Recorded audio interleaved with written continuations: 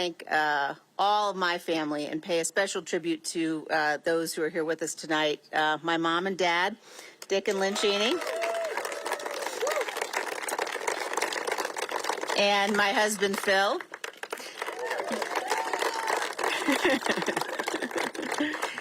And 4 of our 5 kids are here. Katie and Gracie and Philip and Richard are all here tonight. And Elizabeth is starting law school today, so we'll have another generation carrying on dedication to the Constitution and to our freedom. A little over a year ago, I received a note from a Gold Star father. He said to me, "Standing up for truth honors all who gave all." And I have thought of his words every single day since then.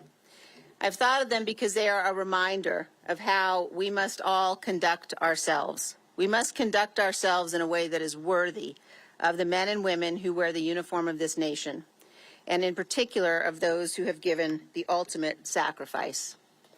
This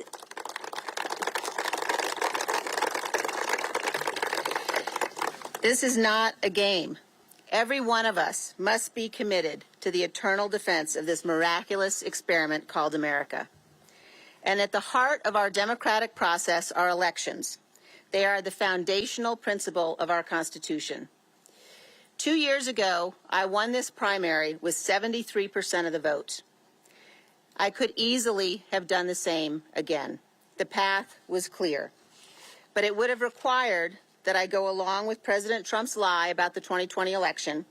It would have required that I enable his ongoing efforts to unravel our democratic system and attack the foundations of our republic. That was a path I could not and would not take.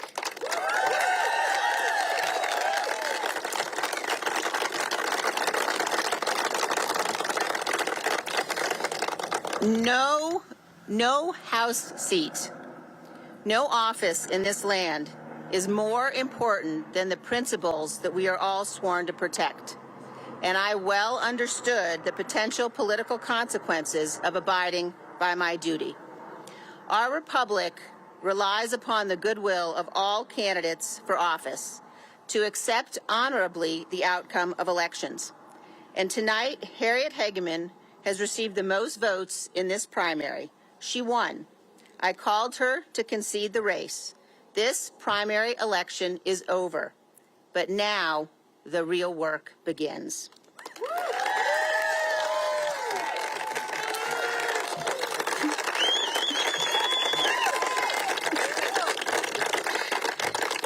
The great and original champion of our party, Abraham Lincoln, was defeated in elections for the Senate and the House before he won the most important election of all. Lincoln ultimately prevailed, he saved our Union, and he defined our obligation as Americans for all of history. Speaking at Gettysburg of the great task remaining before us, Lincoln said that we here highly resolve that these dead shall not have died in vain, that this nation, under God, shall have a new birth of freedom, and that government of the people, by the people, and for the people shall not perish from this earth. As we meet here tonight, that remains our greatest and most important task. Most of world history is a story of violent conflict, of servitude and suffering. Most people in most places have not lived in freedom. Our American freedom is a providential departure from history. We are the exception. We have been given the gift of freedom by God and our founding fathers. It has been said that the long arc of history bends toward justice and freedom. That's true, but only if we make it bend. Today, our highest duty is to bend the arc of history, to preserve our nation and its blessings, to ensure that freedom will not perish, to protect the very foundations of this constitutional republic. Never in our nation's 246 years have we seen what we saw on January 6th. Like so many Americans, I assumed that the violence and the chaos of that day would have prompted a united response, a recognition that this was a line that must never be crossed, a tragic chapter in our nation's history to be studied by historians to ensure that it can never happen again. But instead, major elements of my party still vehemently defend those who caused it. At the heart of the attack on January 6th is a willingness to embrace dangerous conspiracies that attack the very core premise of our nation, that lawful elections, reviewed by the courts when necessary and certified by the states and Electoral College, determine who serves as president. If we do not condemn the conspiracies and the lies, if we do not hold those responsible to account, we will be excusing this conduct, and it will become a feature of all elections. America will never be the same. Today, as we meet here, there are Republican candidates for governor who deny the outcome of the 2020 election and who may refuse to certify future elections if they oppose the results.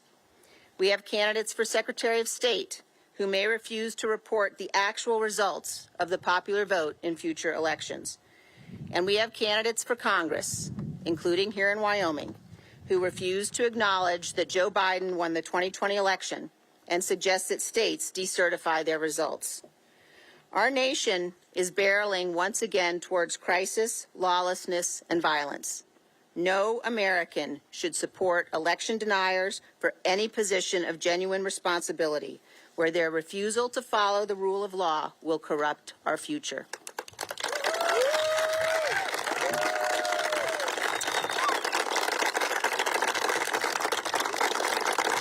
Our nation is young in the history of mankind, and yet we're the oldest democracy in the world. Our survival is not guaranteed. History has shown us over and over again how poisonous lies destroy free nations.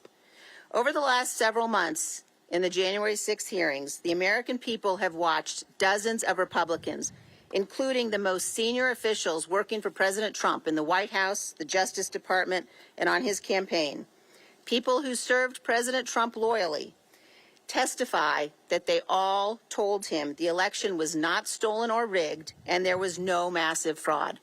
That's why President Trump and others invent excuses, pretexts for people not to watch the hearings at all. But no citizen of this republic is a bystander. All of us have an obligation to understand what actually happened. We cannot abandon the truth and remain a free nation. To believe Donald Trump's election lies, you must believe that dozens of federal and state courts who ruled against him, including many judges he appointed, were all corrupted and biased, that all manner of crazy conspiracy theories stole our election from us, and that Donald Trump actually remains president today. As of last week, you must also believe that 30 career FBI agents who have spent their lives working to serve our country abandoned their honor and their oaths and went to Mar-a-Lago not to perform a lawful search or address a national security threat, but instead with a secret plan to plant fake incriminating documents in the boxes they seized. This is yet another insidious lie. Donald Trump knows that voicing these conspiracies will provoke violence and threats of violence. This happened on January 6th, and it's now happening again. It is entirely foreseeable that the violence will escalate further. Yet he and others continue, purposely, to feed the danger. Today, our federal law enforcement is being threatened. A federal judge is being threatened. Fresh threats of violence are arising everywhere. And despite knowing all of this, Donald Trump recently released the names of the FBI agents involved in the search. That was purposeful and malicious. No patriotic American should excuse these threats or be intimidated by them.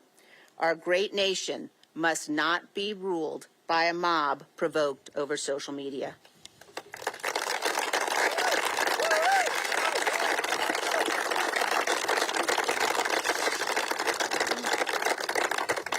Our duty as citizens of this republic is not only to defend the freedom that's been handed down to us. We also have an obligation to learn from the actions of those who came before, to know the stories of grit and perseverance of the brave men and women who built and saved this union. In the lives of these great Americans, we find inspiration and purpose. In May of 1864, after years of war and a string of reluctant Union generals, Ulysses S. Grant met General Lee's forces at the Battle of the Wilderness. In 2 days of heavy fighting, the Union suffered over 17,000 casualties. At the end of that battle, General Grant faced a choice. Most assumed he would do what previous Union generals had done and retreat. On the evening of May 7th, Grant began to move. As the fires of the battle still smoldered, Grant rode to the head of the column. He rode to the intersection of Brock Road and Orange Plank Road. And there, as the men of his army watched and waited, instead of turning north back towards Washington and safety, Grant turned his horse south toward Richmond and the heart of Lee's army. Refusing to retreat, he pressed on to victory. Lincoln and Grant and all who fought in our nation's tragic Civil War, including my own great-great-grandfathers, saved our Union. Their courage saved freedom. And if we listen closely, they are speaking to us down the generations. We must not idly squander what so many have fought and died for. America has meant so much to so many because we are the best hope of freedom on earth. Last week in Laramie, a gentleman came up to me with tears in his eyes. "I'm not an American," he said, "but my children are. I grew up in Brazil. I know how fragile freedom is, and we must not lose it here." A few days ago, here in Jackson, a woman told me that her grandparents had survived Auschwitz. They found refuge in America. She said she was afraid that she had nowhere to go if freedom died here. Ladies and gentlemen, freedom must not, cannot, and will not die here.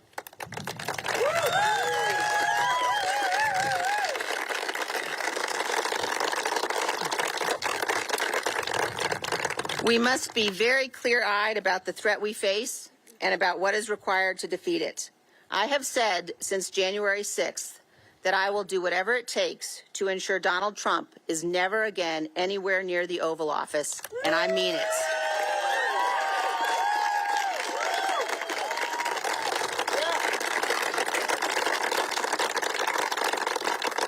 This is a fight for all of us together. I'm a conservative Republican. I believe deeply in the principles and the ideals on which my party was founded.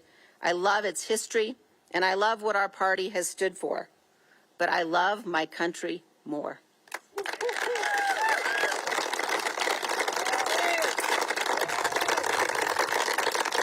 So I ask you tonight to join me. As we leave here, let us resolve that we will stand together, Republicans, Democrats, and Independents, against those who would destroy our republic. They are angry and they are determined, but they have not seen anything like the power of Americans united in defense of our Constitution and committed to the cause of freedom. There is no greater power on this earth, and with God's help, we will prevail. Thank you all. God bless you. God bless Wyoming. God bless the United States of America. Thank you, guys. Thank you. That is Congress.